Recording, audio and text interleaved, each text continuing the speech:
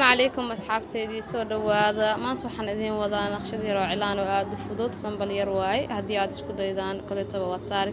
kartaan qaasatan gabdhaha maasha Allah wax walba isku day waay haddii aad wax walba isku daydo waad samayn kartaa kaliya nafsadaada u sheeg inaad wax walba samayn karaysid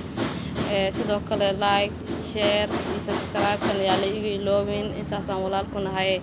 soo dhawaada insha Allah ila sii socda ka faa'iideysi wacan gabdho